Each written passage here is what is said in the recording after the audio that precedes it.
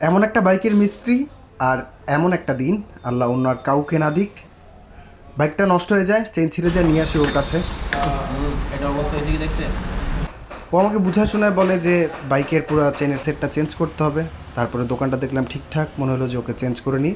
এই যে নাটটাও লাগাচ্ছে, এই নাটটা আসলে এই বাইকের না, বড় বড় নাট লাগাচ্ছে। এর কারণে আসলে আজকে খুবই ভোগান্তিতে পড়তে হয় আমাকে। বাইরে যাওয়ার পরই বাইকের চাকা লেগে যাচ্ছিল এক সাইডে, তাই বাইকটা রাস্তায় রেখেই চলে যেতে হয় অফিসে।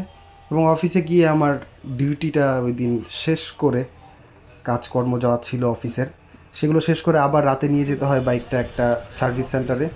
ওদের কাছে নিয়ে যাওয়ার পর জানতে পারি সেই সমস্যা, যে এই নাটগুলো ঠিক না।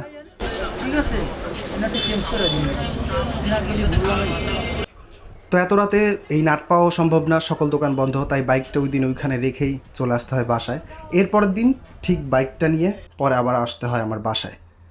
এই ছিল আজকের আমার সারাদিনের অভিজ্ঞতা।